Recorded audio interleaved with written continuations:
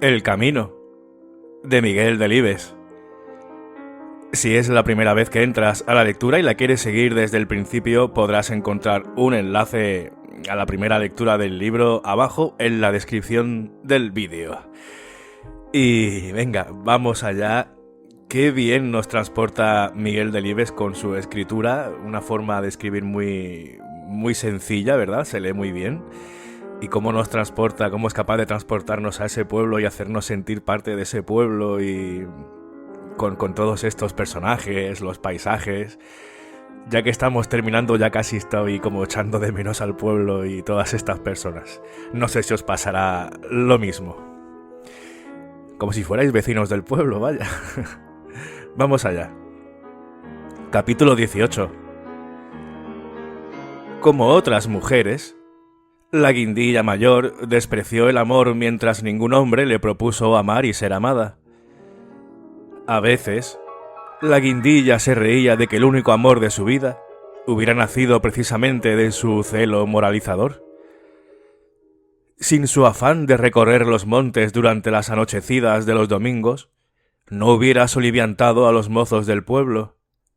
Y, sin soliviantar a los mozos del pueblo, no hubiera dado a Quino, el manco, oportunidad de defenderla, y sin esta oportunidad jamás se hubiera conmovido el seco corazón de la guindilla mayor, demasiado ceñido y cerrado entre costillas.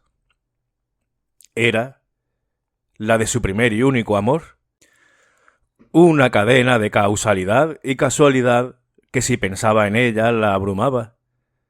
Son infinitos los caminos del Señor. Los amores de la guindilla y Quino, el manco, tardaron en conocerse en el pueblo. Además, progresaron con una lentitud crispante.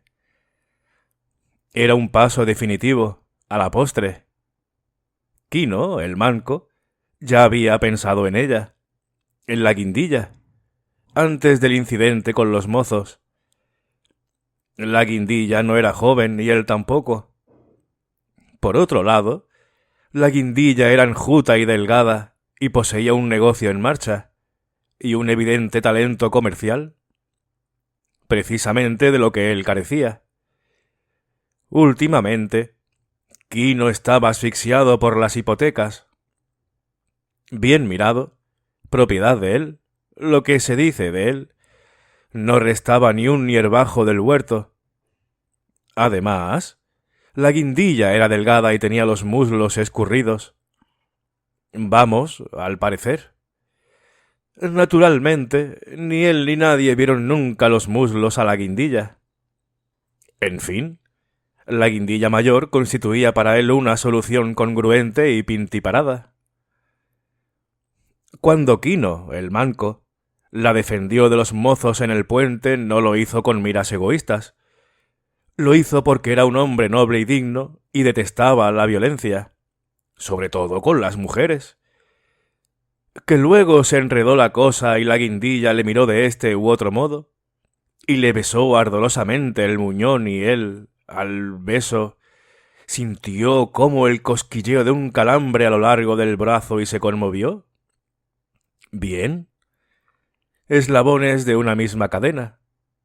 Incidencias necesarias para abordar un fin ineluctable. Designios de Dios. El beso en la carne retorcida del muñón sirvió también para que Quino, el manco, constatase que aún existía en su cuerpo pujanza y la eficacia de la virilidad. Aún no estaba neutralizado como sexo, contaba todavía, y se dio en pensar en eventualidades susceptibles de ser llevadas a la práctica. Y así nació la idea de introducir una flor cada mañana a la guindilla, por debajo de la puerta de la tienda, antes de que el pueblo despertase. Quino, el manco, sabía que en esta ocasión había que obrar con tiento. El pueblo aborrecía a la guindilla, y la guindilla era una puritana, y la otra guindilla un gato escaldado. Tenía que actuar, pues, con cautela, sigilo y discreción. Cambiaba de flor cada día, y si la flor era grande introducía solamente un pétalo. Quino, el manco, no ignoraba que una flor sin intención se la lleva el viento, y una flor intencionada encierra más fuerza persuasiva que un filón de oro. Sabía también que la asiduidad y la constancia terminan por mellar el hierro. Al mes, todo este caudal de ternuras acabó revertiendo, como no podía ser menos, en don José, el cura, que era un gran santo. Dijo la guindilla: «Don José, ¿es pecado desear desmayarse en los brazos de un hombre?» «Depende de la intención», dijo el párroco. «Sin más intención que desmayarse, don José». «Pero, hija, ¿a tus años?» «¿Qué quiere, señor cura? Ninguna sabe cuándo le va a llegar la hora. El amor y la muerte, a traición. Y si es pecado desear desmayarse en los brazos de un hombre, yo vivo en pecatada, don José, se lo advierto. Y lo mío no tiene remedio. Yo no podré desear otra cosa aunque usted me diga que ese es el mayor pecado del mundo. Ese deseo puede más que yo». Y lloraba. Don José movía la cabeza de un lado a otro maquinalmente, como un péndulo. «Es Quino, ¿verdad?», dijo. El pellejo de la guindilla mayor se ahogó en rubores. «Sí, él es, don José. Es un buen hombre, hija, pero es una calamidad», dijo el cura. «No importa, don José, todo tiene remedio». «¿Qué dice tu hermana?» «No sabe nada aún, pero ella no tiene fuerza moral para hablarme. Sería inútil que me diera consejos». Irene, la guindilla menor, se enteró al fin. «Parece mentira, Lola. ¿Has perdido el juicio?», dijo. «¿Por qué me dices eso? ¿No lo sabes?» «No, pero tú tampoco ignoras que en casa necesitamos un hombre». «Cuando lo mío con Dimas no necesitábamos un hombre en casa». «Es distinto, hermana. Ahora la que ha perdido la cabeza ha sido tú. No hay otra diferencia». «Quino tiene vergüenza». «También Dimas parecía que la tenía». «Iba por tu dinero.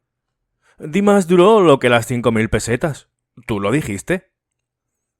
«¿Es que crees que Quino va a por tu persona?» La guindilla mayor saltó, ofendida.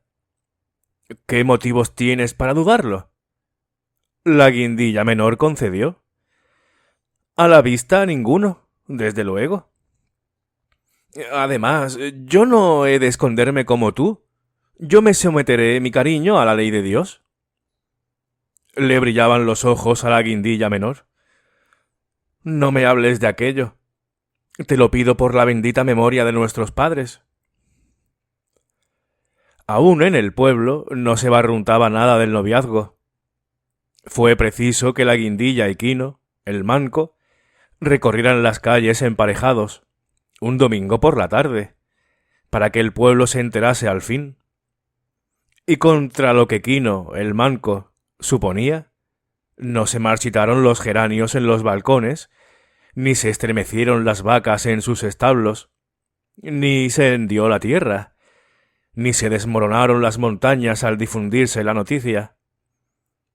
Apenas unas sonrisas incisivas y unas insinuaciones de doble sentido. Menos no podía esperarse. 2 semanas después, la guindilla mayor fue a ver de nuevo a don José. «Señor cura, ¿es pecado desear que un hombre nos bese en la boca y nos estruje entre sus brazos con todo su vigor, hasta destrozarnos?» «Es pecado». «Pues yo no puedo remediarlo, don José. Peco a cada minuto de mi vida». «Tú y Quino debéis casaros», dijo sin más el cura. Irene, la guindilla menor, puso el grito en el cielo al conocer la sentencia de don José. «Le llevas 10 años, Lola», Y tú tienes 50. Sé sensata. Reflexiona. Por amor de Dios, vuelve en ti antes de que sea tarde. La guindilla mayor acababa de descubrir que había una belleza en el sol escondiéndose tras los montes y en el gemido de una carreta llena de heno, y en el vuelo pausado de los milanos bajo el cielo límpido de agosto, y hasta en el mero y simple hecho de vivir. No podía renunciar a ella ahora que acababa de descubrirla. Estoy decidida, hermana. Tú tienes la puerta abierta para marchar cuando lo desees, dijo. La guindilla menor rompió a llorar. Luego le dio un ataque de nervios y, por último, se acostó con fiebre. Así estuvo una semana. El domingo había desaparecido la fiebre. La guindilla mayor entró en la habitación de puntillas y descorrió las cortinas alborozada. Vamos, hermana, levántate, dijo. Don José leerá hoy, en la misa, mi primera amonestación. Hoy debe ser para ti y para mí un día inolvidable. La guindilla menor se levantó sin decir nada. Se arregló y se marchó con su hermana a oír la primera amonestación. De regreso, ya en casa, Lola dijo: «Anímate, hermana, tú serás mi madrina de boda». Y, efectivamente, la guindilla menor hizo de madrina de boda. Todo ello sin rechistar. A los pocos meses de casada, la guindilla mayor, extrañada de la sumisión y mudez de Irene, mandó llamar a don Ricardo, el médico.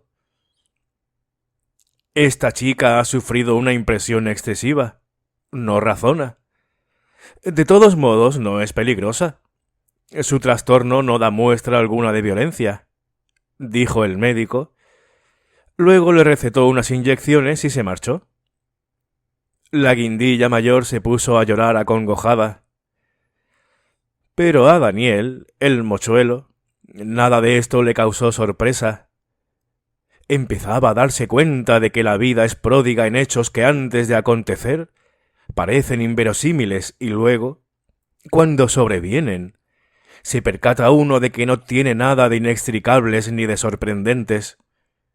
Son tan naturales como que el sol asome cada mañana, o como la lluvia, o como la noche, o como el viento. Él siguió la marcha de las relaciones de la guindilla y Quino, el manco, por la uca.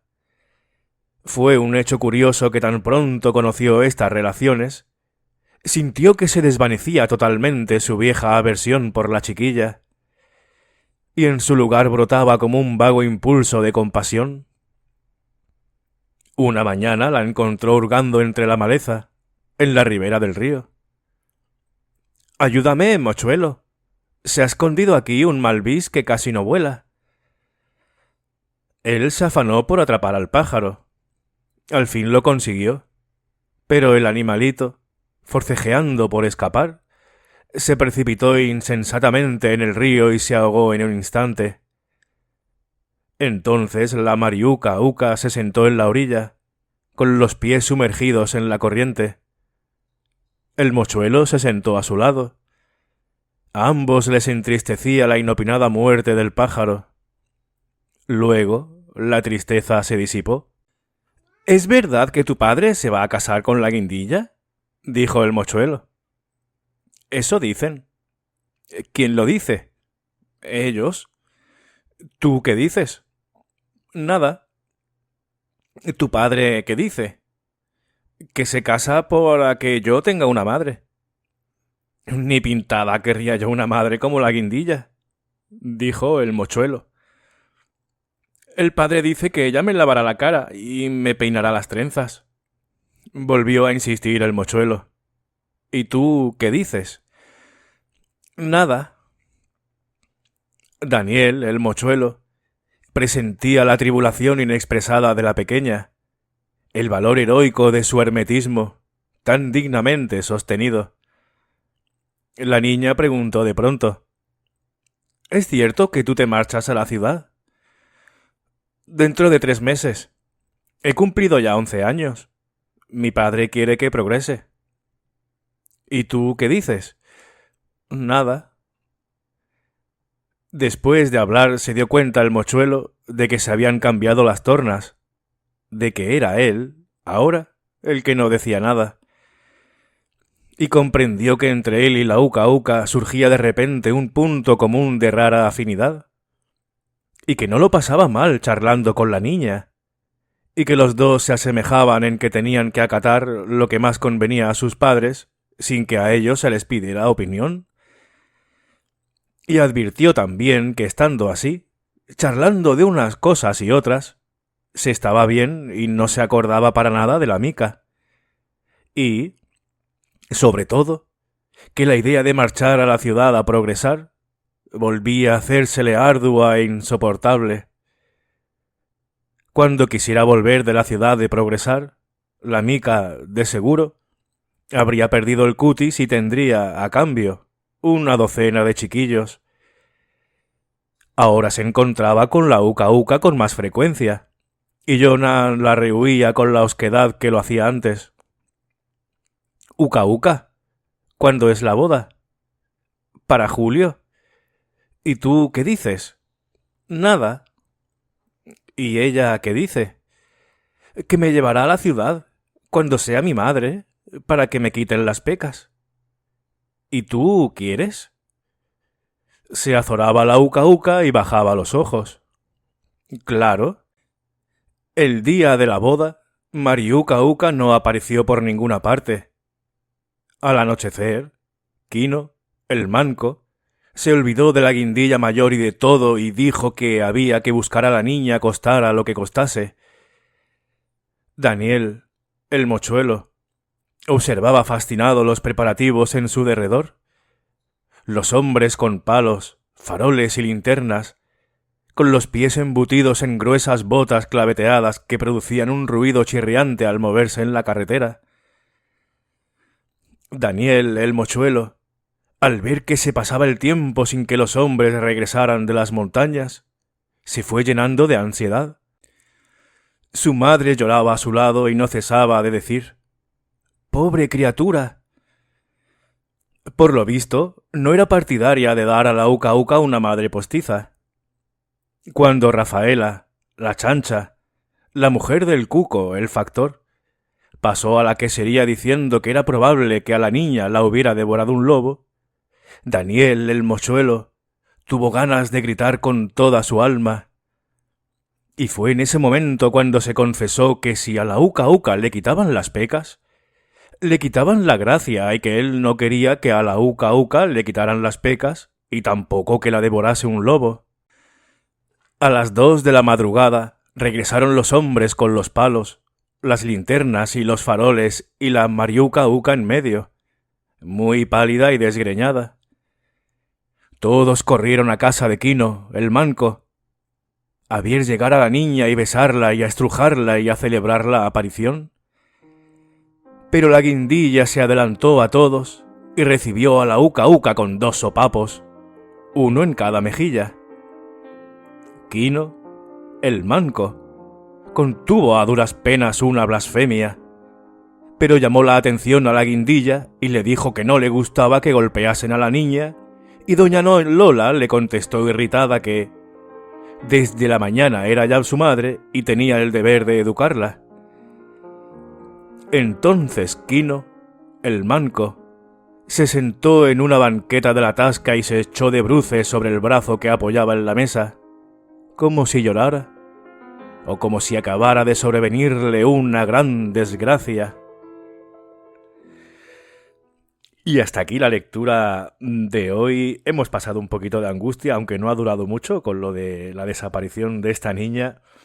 Me ha recordado a cuando vivía en Barcelona, tendría yo 13 años o por ahí, 14, 12, y no encontrábamos a mi hermana por ninguna parte.